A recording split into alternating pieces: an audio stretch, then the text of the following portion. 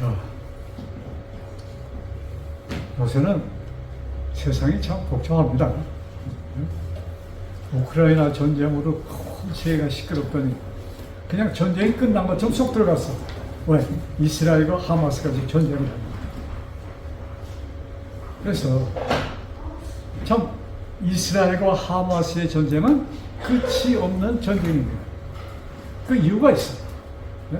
근데 지금 오늘날 많은 목사님들이 참 이 이스라엘과 하마스의 전쟁을 이제 그거를 예를 들어서 이스라엘의 회복 운동에 대해서 얘기합니다. 근데 우리 구약 성경 이사야서 보면은 이 이스라엘이 회복하는 그 운동에 대해서 예를 들어서 이 이사야 60장 1절은 빛을 발하라 일어서 하는 그것을 좀 예를 들면서 이렇게 또 말씀하고 이스라엘 또 거기에 나오는 그 예언서를 이렇게 뽑아서 이제 마지막 전쟁 참 그래서 이런 말씀들을 합니다.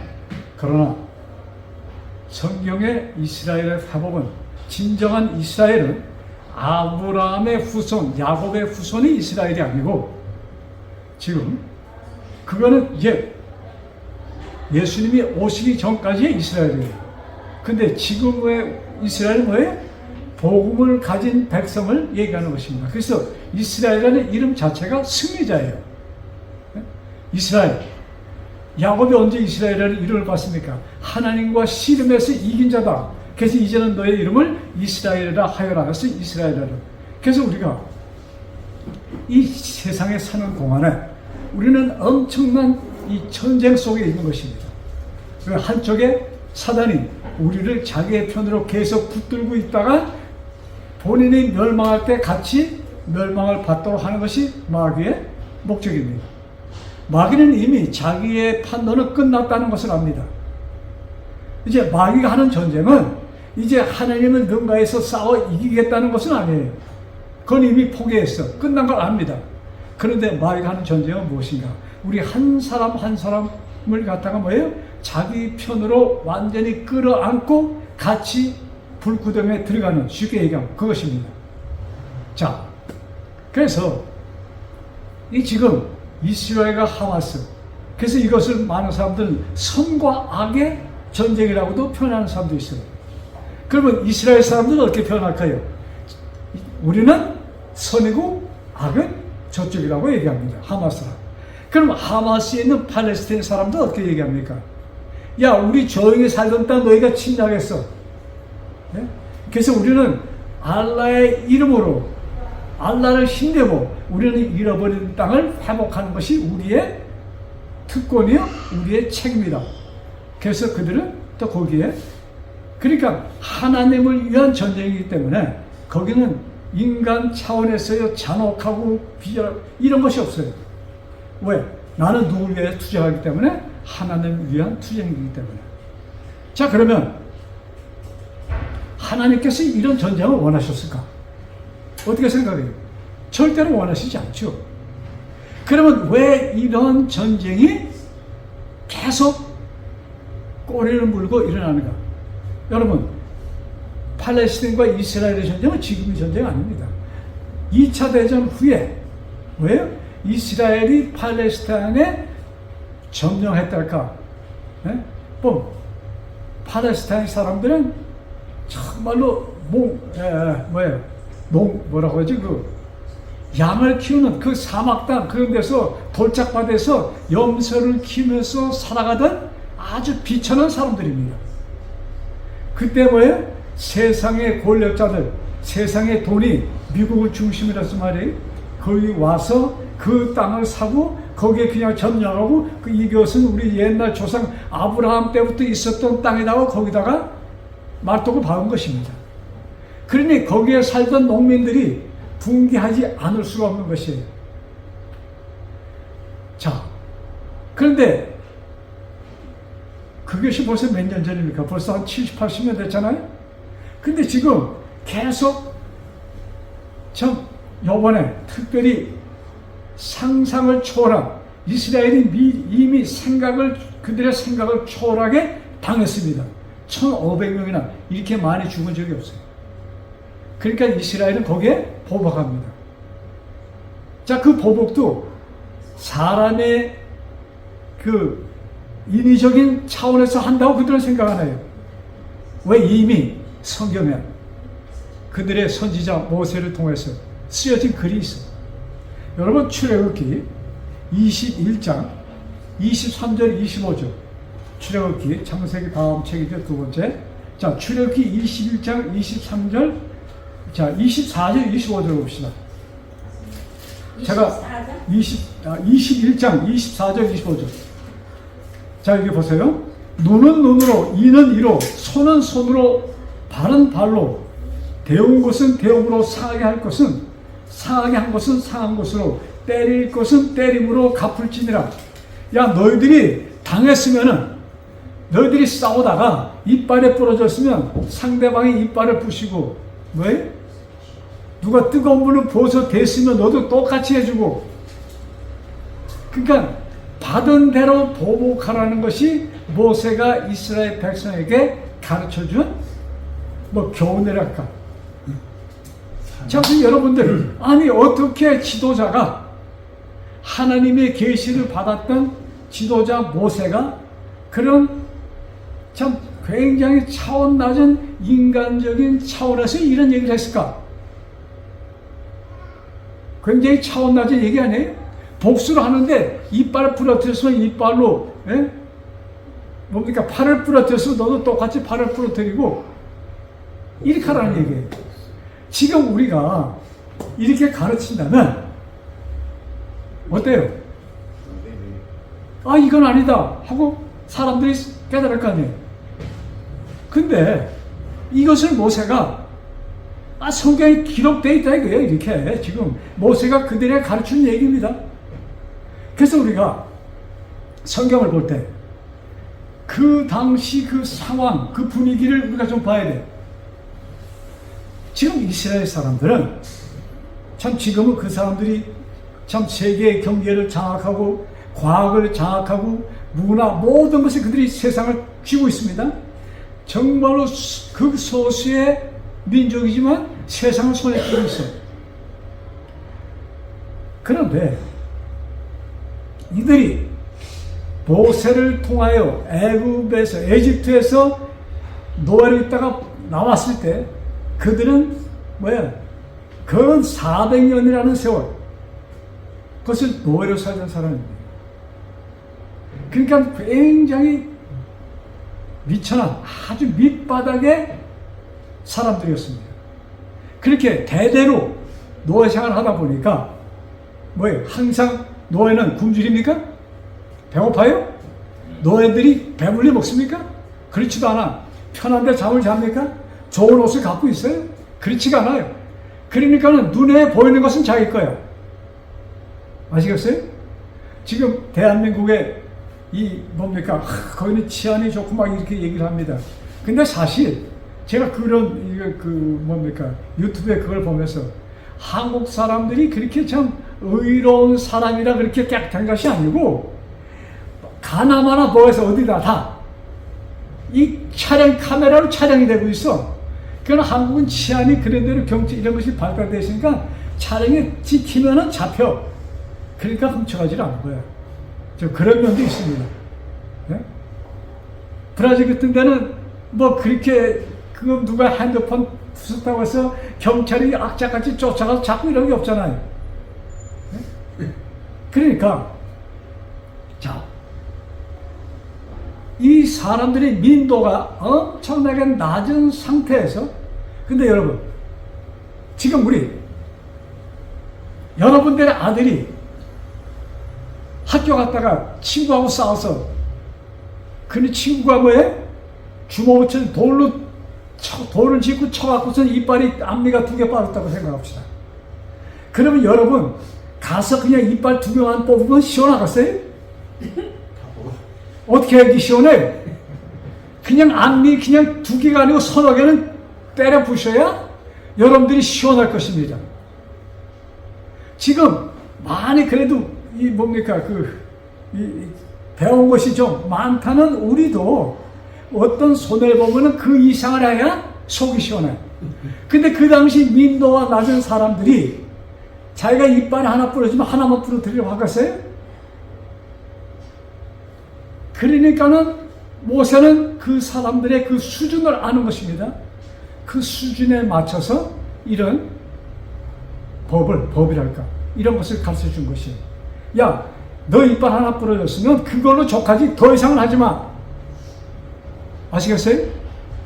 그런 차원에서 주신 말씀을 이스라엘 사람들이 뭐예요? 율법을 지키는데, 뭐 이것도 율법으로 그들이 받아들인 것입니다. 그래서 율법을 철저히 지킵니다. 어떻게? 복수를 갚는데, 원수를 갚는데도 철저하게 그걸 지켜서 이스라엘 사람들 의기양양하게, 야, 너희들 와서 우리 1,500명 죽였어? 너희들은 최소한도 15,000명은 죽어야 돼. 알아요? 이런 차원에서 지금 전쟁이 끝을 낼 수가 없습니다. 그것이 유태인들이 모세의 법을 받아들인 뭐예요? 뭐랄까,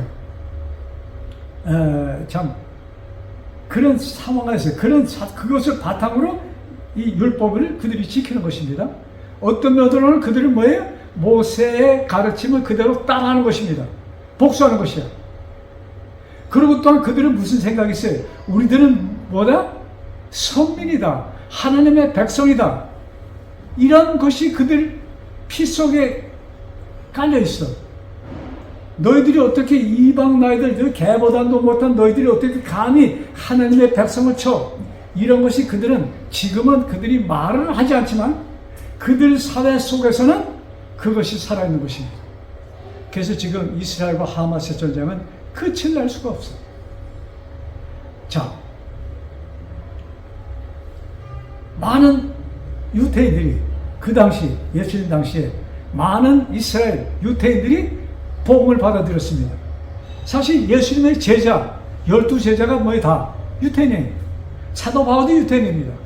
복음을 전한 7집사도 7명 중에 6명은 유태인이고 한 사람은 이방 사람이었습니다.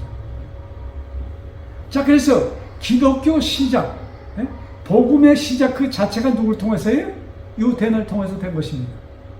그 다음에 기록에 보면 처음에는 제사장급 이런 사람들이 예수님을 받아들이지 않았어요.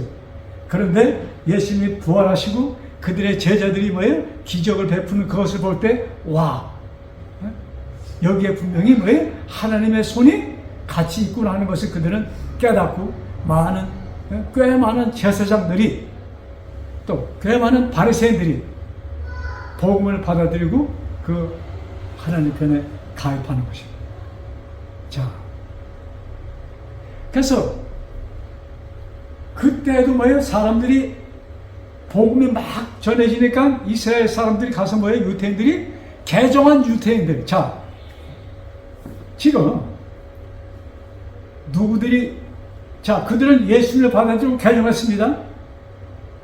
근데 이제 교회가 형성되고 복음에 막 지는 거 되는데 보니까 그 지금 교회 안에 누구들이 들어와 있어요? 누구들도 들어와 있어요?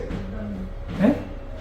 그들이 상종하지 않던 사마리아 사람, 완전히 개 취급을 하던 사마리아 사람, 그 다음에 뭐 로마 이방인들이 거기 꽉 차 있는 것입니다. 유태인들이 이것을 그냥 멀쩡한 눈으로 바라볼 수가 없어. 왜? 너무나도 수천 년 동안 원수로 생각했던, 참 인간 아닌, 인간 이하로 봤던 그들이 뭐예요? 누구 안에서? 예수님의 이름으로 동등한 데 앉아 있는 것입니다. 같이 밥을 먹습니다. 알아요? 유태인은 그 당시 이방 사람들하고 밥도 같이 안 먹었어요. 상종을 안 했어. 그것이 얼마나 강하게 들었는지 베드로가, 성령을 받은 후에 베드로가, 여러분 언제 베드로예요? 성령 받기 전에 베드로가 아니고 예수님 부활하신 것을 보고 성령을 받아서 확 전달하고 다닌 후에 그 베드로가 이방 사람들하고 같이 밥을 먹다가, 이방 사람들하고 같이 밥을 먹다가, 근데 유대 법으로는 이방 사람하고 같이 밥을 먹으면 돼야 안 돼요? 안 돼. 그러면 저주받은 자가 되는 것입니다. 유태인들을 멸시하는, 간접적으로 멸시하는 것이 되는 것이에요. 밥을 이방 사람도 같이 먹다. 근데 그 이방 사람이 누구냐면 개종한 사람들이에요. 그러니까 먹다가 아직 개종은 했는데 그 마음에 아직까지 우리는 유태인이야.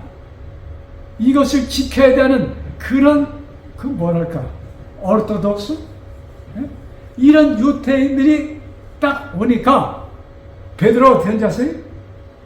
한참 냉면을 먹다가 하고서 안 먹는 척하고서 거기서 나왔다 이것입니다. 베드로가 나오니까 다른 유태인 몇 사람 바나바 그렇게 참 전도에 열이 강했던 바나바 그렇게 점잖았던 바나바도 뭐예요? 같이 베드로와 같은 행동을 합니다. 그걸 보고 사도 바울이 책망을 합니다. 참 그렇게 차이를 뒀던 뭡니까 유태인과 이방인들의 그 차이인데 예수님께서 유태인들이 율법 했잖아요. 그래서 예수님이 그 기적을 하는데도 율법을 어겨서 안식을 한다고 예수님을 책망했잖아요. 그런 유태인들이 그런 사상 속에서 이 율법을 갖고 있었던 사람들에게 예수님께서 정말로 너희들이 참 지키길 원하는 지킨다고 하는 그 율법이 무엇인가를 예수님이 가르쳐 줍니다. 그것이 마태복음 22장에 되어 있어요. 여러분 마태복음 22장 36절. 자, 마태복음 22장 36절.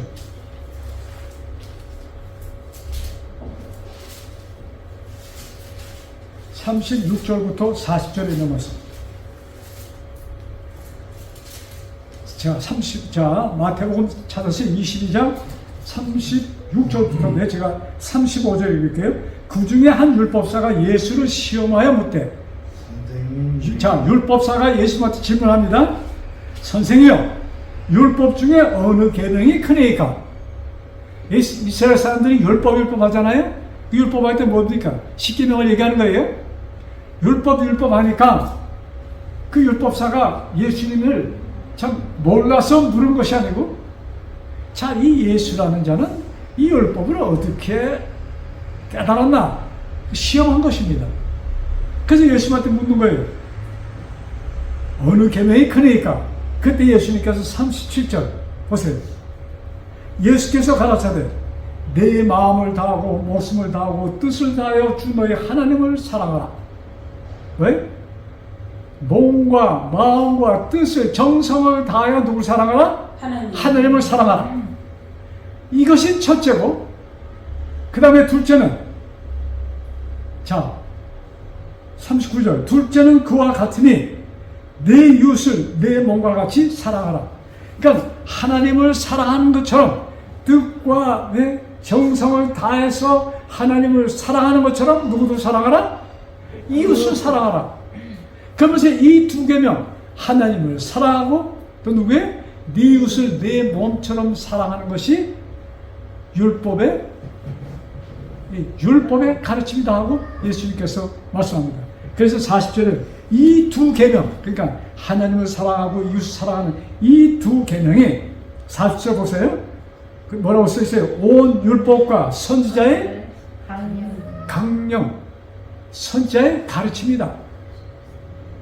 자, 예수님의 이 말씀을 우리가 좀 마음에 새기고 나를 좀 보세요. 나 자신 좀 보는 거예요. 네? 하나님을 우리가 그렇게 사랑합니까? 자, 그런데 우리 인생들이, 자, 여기에 우리가 좀 혼동을 합니다. 하나님을 인생들이 사랑할 수 있어요? 어떻게 하는 것이 우리가 사람들이 하나님을 사랑하는 것입니까? 그래서 이 종교 지도자들의 가르침이 뭐예요? 네? 그냥 우리 한국 사람들 비나이다 하면서 그냥 손발을 팍 하는 것이 하나님을 뭐예요? 어쩌면 섬긴다 하는 이런 태도 가운데 그것이 포함되어 있죠? 자, 그러면 하나님께서 우리들의 그런 행동을 바라시는 것일까? 이렇게 하는 것이 하나님을 사랑하는 것일까? 그게 아니잖아요. 자, 하나님을 사랑하는 것은 뭐예요? 사실 하나님이 우리를 사랑하는 것이지 우리가 하나님을 사랑하는 것은 아니에요. 근데 인간이 하나님을 사랑하는 것이 어떻게 하는 것이 사랑하는 것일까? 어떻게 하는 거예요? 우리 집사님. 하나님의 사랑을 그대로 내 것으로 삼는 것이 뭐예요? 하나님을 사랑하는 것이에요. 자, 그 다음에 이웃을 내 몸같이 사랑하라. 자, 이 말씀하니까 이 율법사가 선생님 옳습니다. 깜짝 놀랐어. 어떻게 예수님이 그 십계명 속에서 이것을 찾아내셨을까? 율법사는 뭐예요? 그렇게 배우지 못한 이 예수. 그가 볼 때 예수님의 지식과 그 율법사의 지식과 자기가 비교했을 때 누가 훨씬 더 높아요? 율법사 자신이 훨씬 더 높아. 그런데 자기가 수십 년 동안 연구하고 기도하면서 깨달은 뭐예요? 그 진실을 예수님이 말씀했다 이것입니다. 그래서 율법사가 놀랍니다. 자, 이스라엘 사람들이 그 율법의 그 진미를 알았다면 지금처럼 고생할까요? 여러분, 이 전쟁을 끝날 수 있는 유일한 방법은 무엇입니까? 한쪽에서 어떻게 해야 돼?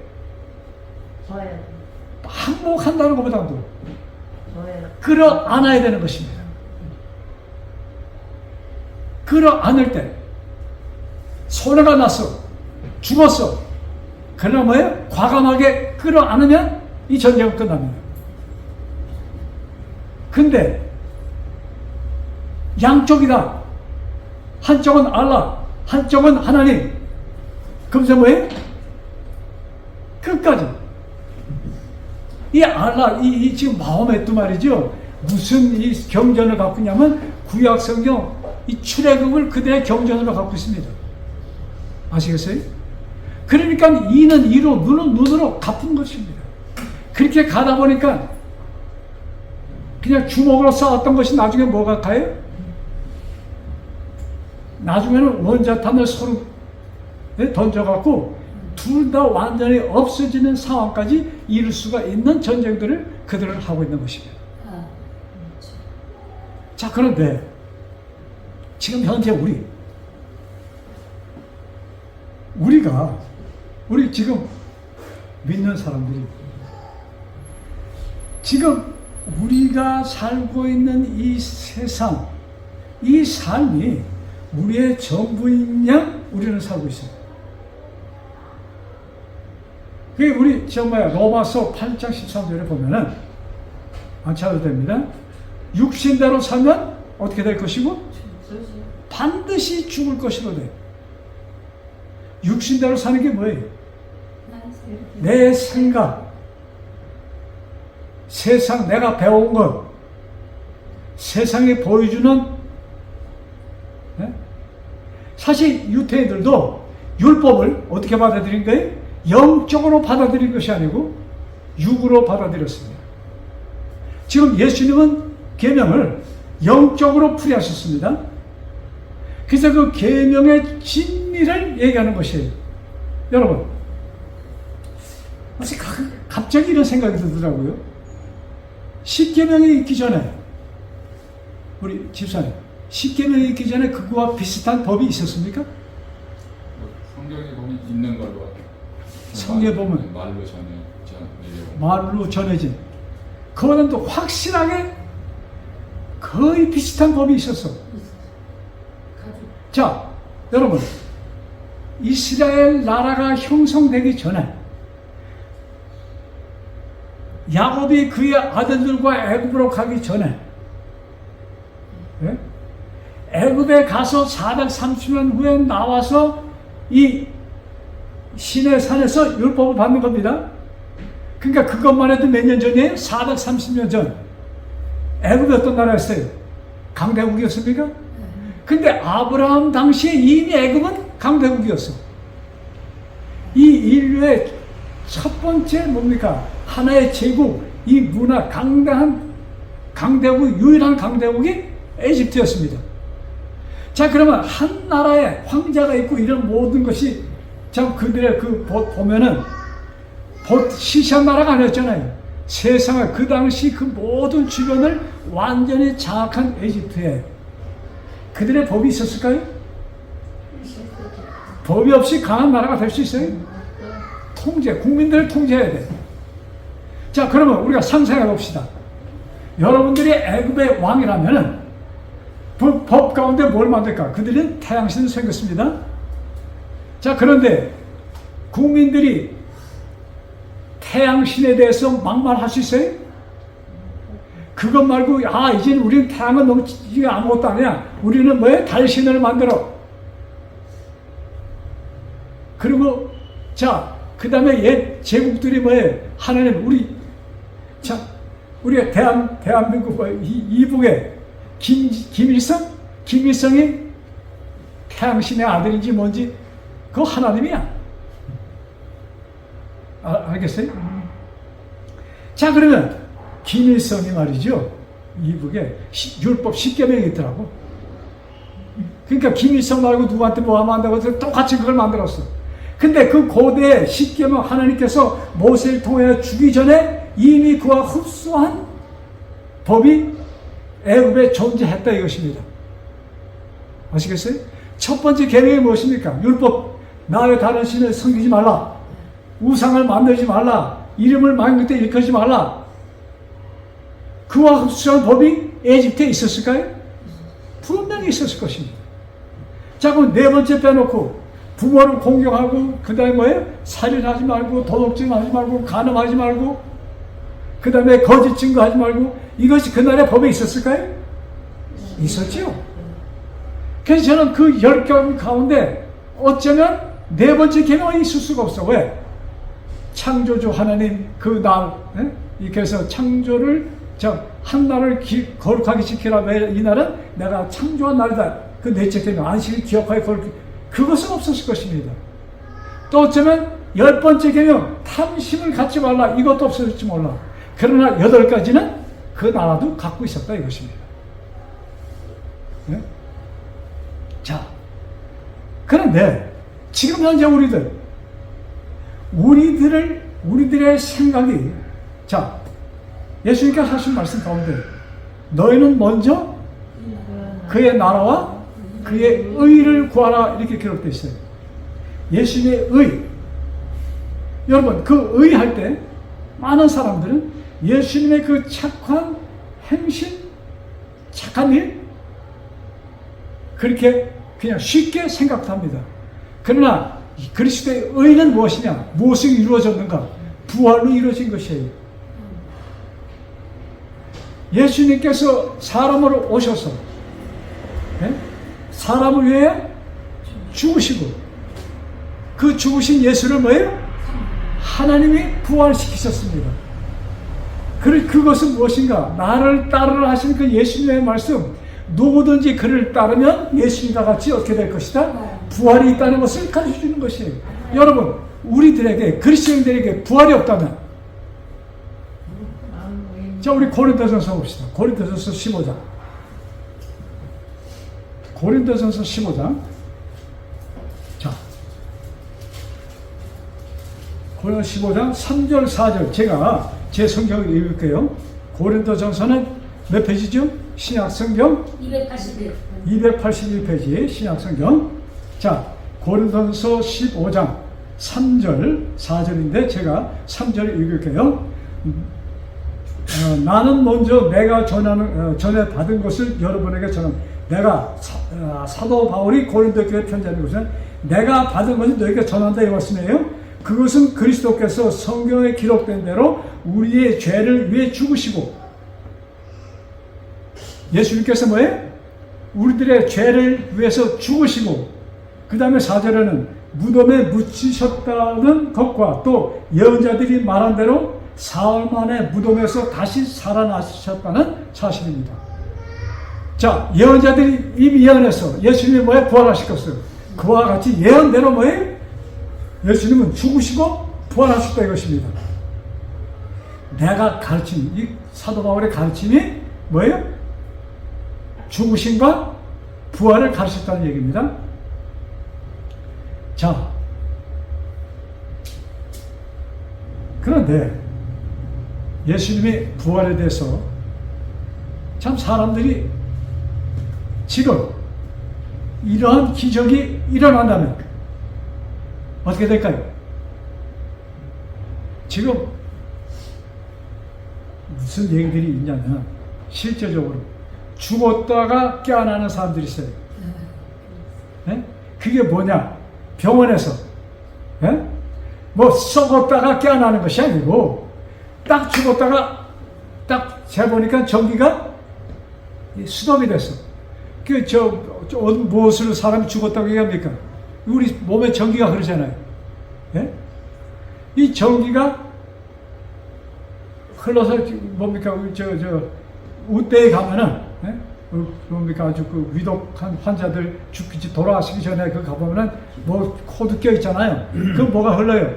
찌찌찌찌 하고서 그게 뭐예요? 지금 살아있다는 뭐예요? 전기가 흐르고 있다는 얘기입니다.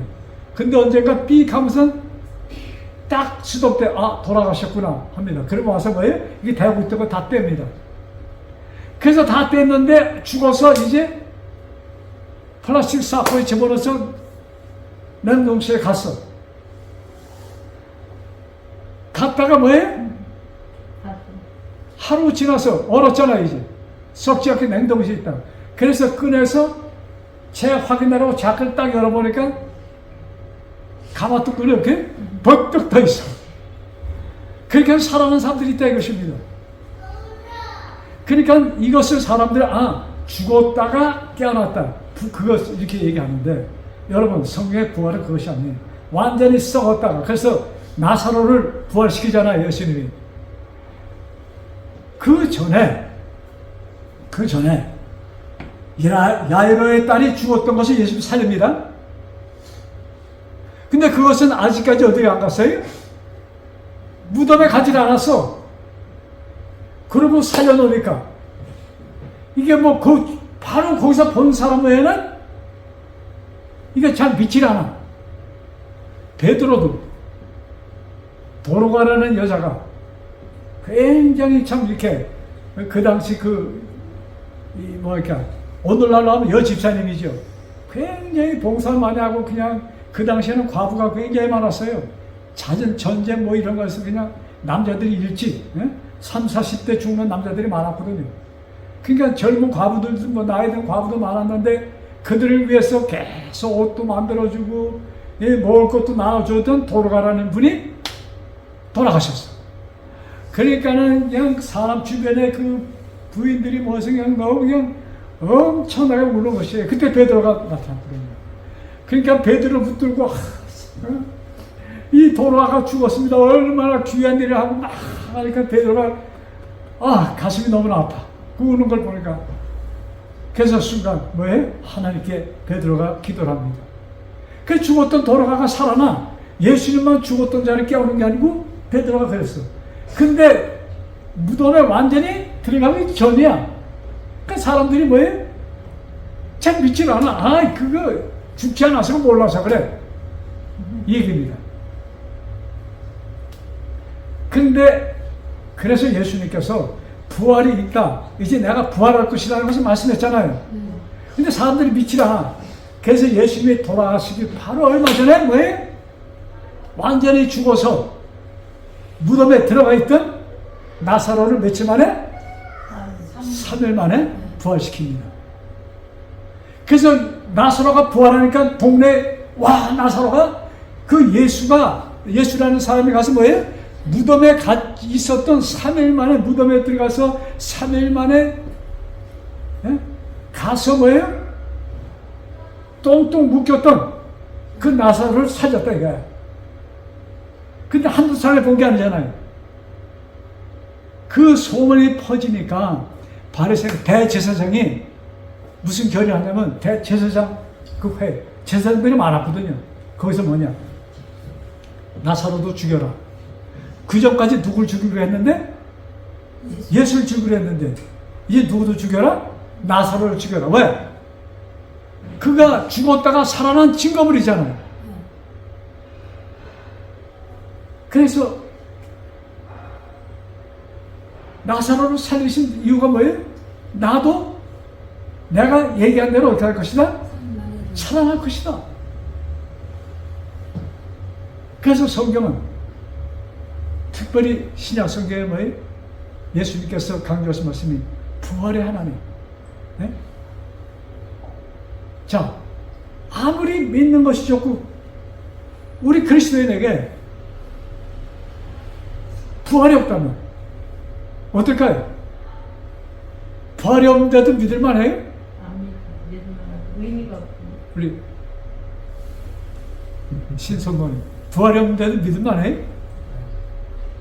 부활이 있기 때문에 믿을만한 것이야. 성경에 그렇게 기록하고 있어요. 여러분 지금 15장 고린도전서 15장 19절.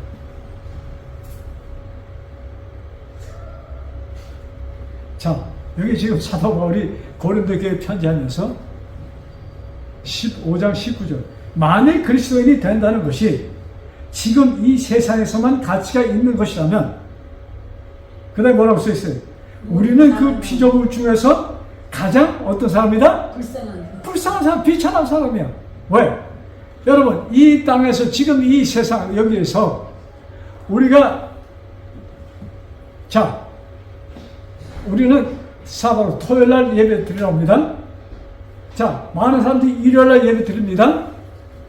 여러분, 매 일요일날 다 놀러가고 하는데 매 주일 빠지지 않고 교회 간다는 게 쉬워요? 쉬운 일이에요? 즐거운 일이에요, 여러분? 믿는 자에게는 그렇지. 믿는 자에게 근데 그렇게 딱 즐거워서 할까? 그러니까 믿는 자에게는 그렇다는 것이 왜 그들이 믿으면 뭐예요? 그날을 뭐예요? 이게 율법을 지킨다는 의미보다는 의무라고 할까? 좀 성경의 가르침이 뭐예요? 모여서 찬송하고 이런 것을 해야 된다는 그것이 있잖아요. 그러니까 우리가 정말로 부활이 없으면 정말로 한심한 삶이 뭐예요? 교회 생활이야. 자, 벌어서 10분의 1을 교회 바칩니다. 아니, 세상 사람들이 그런 일 할 필요 없잖아요. 근데 교회 다니면서 이제 한참 다니다 보니까 사람들이, 우리는 교회가 작은 교회지만 몇백 명, 한 몇백 명만 돼도 거기에서 교회 책임자로 선임되면은 좀 어깨에 힘을 줘요? 한 500명, 1000명. 그런데 대한민국에 몇천 명 되는 교회, 거기에 수석 장로 정도 되면은 어때요? 괜찮아요? 자, 수석 장로 정도 되려면 그게 쉬워요?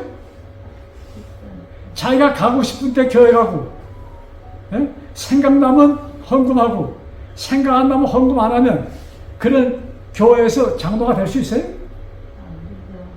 안 돼. 없어도 있는 것처럼 하고 돈을 자꾸만 내야 돼. 무슨 얘기인지 알겠어요? 그리고 무슨 교회에서 그런 교회에서 청년관 하나 친다.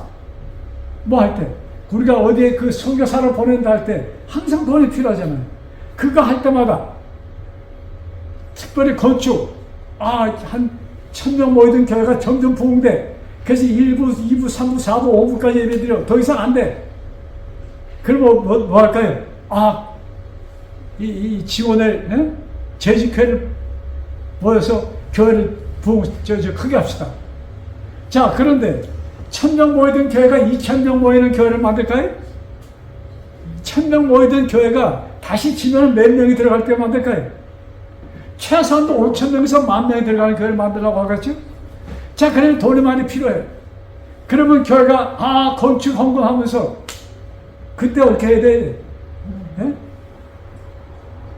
대한민국의 경우에 몇 억씩은 내야 그래도 이름이 끼는 거야. 자, 그래서 이 그리스도인으로서의 삶, 이 세상의 삶이 쉬운 게 아니야. 진심이든 헛심이든 무슨 얘기인지 알겠어요? 그게 진심이든 아니든. 근데 그것이 진심이라면 괜찮아. 가식으로 산다는 건 엄청나게 힘든 것이야. 근데 진심으로 그걸 받아들였어.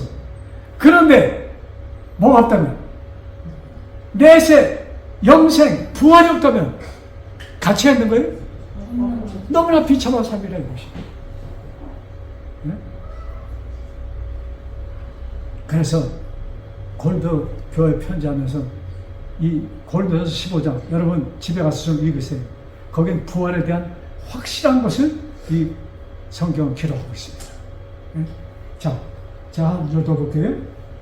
그러나 그리스도께서 죽었다가 다시 살아나셨습니다. 죽었다가 다시 살아난 첫 사람이 되셨습니다. 누가? 예수님이.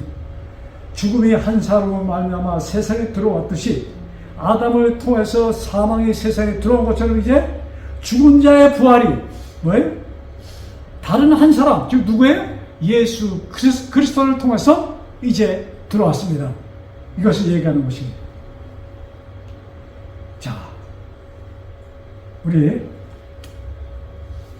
계속 고린도서 15장 44절.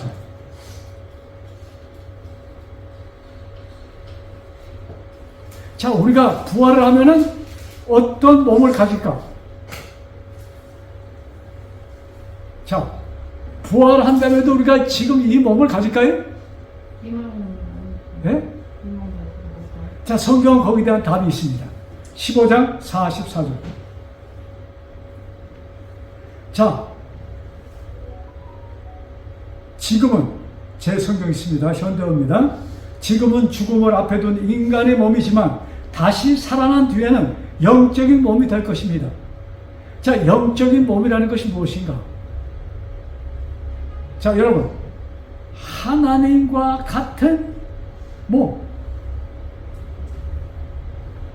그 몸은 뭐예요? 순식간에 빛의 속도 이상으로 옮길 수 있는 그런 몸.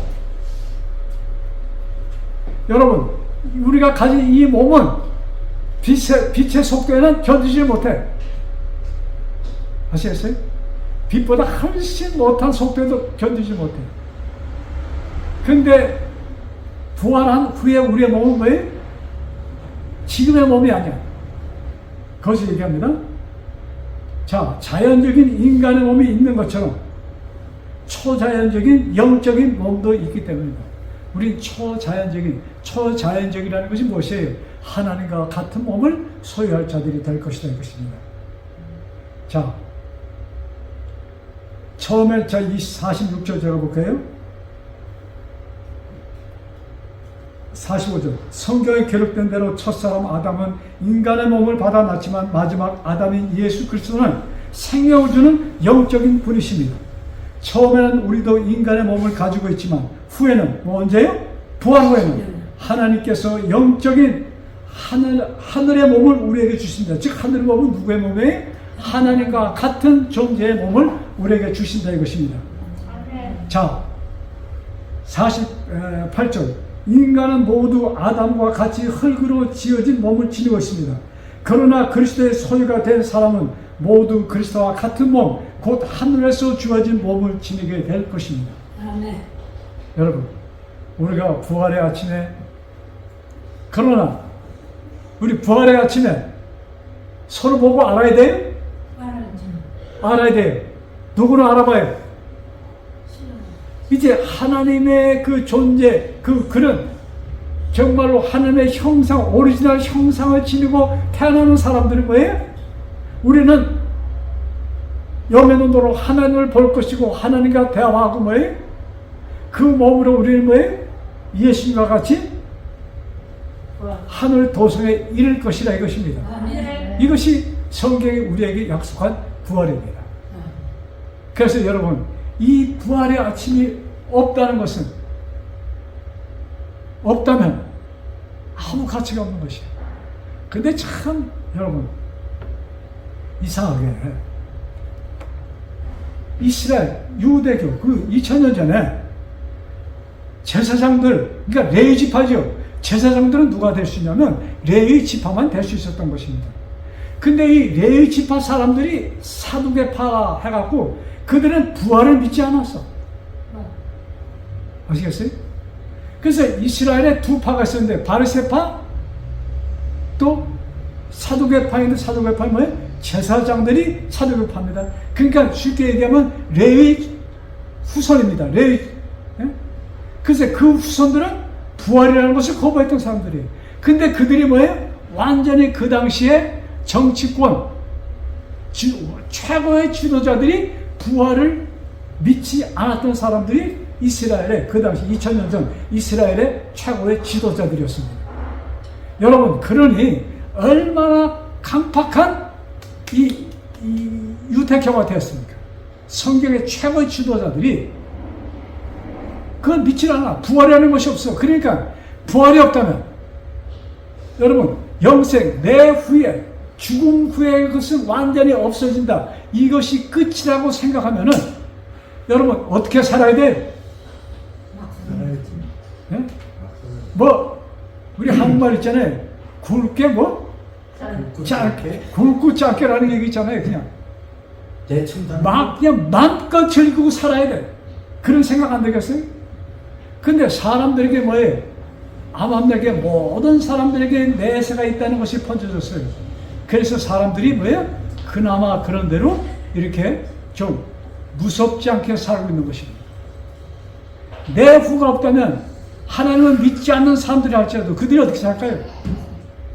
막 나갑니다. 네? 그래서 우리 그리스도인들이 뭐예요? 우리에게는 뭐가 있다? 부활의 가치가 있다. 이것이 뭐예요? 우리의 신앙의 뭐예요? 기초가 되어야 하는 것입니다. 그래서 우리가 가는 것은 새 하늘과 새 땅. 보라, 이전 것을 지나가시니 뭐예요? 보라, 새 것이 되었더라. 여러분, 우리는 그것을 상상할 수가 없어. 네?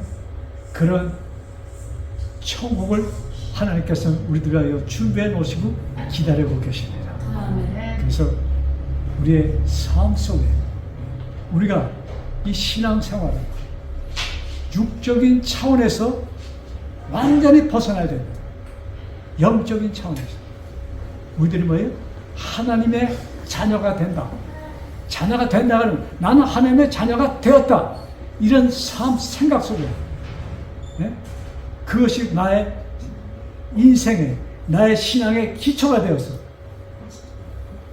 정말로 광명한 그날을 네?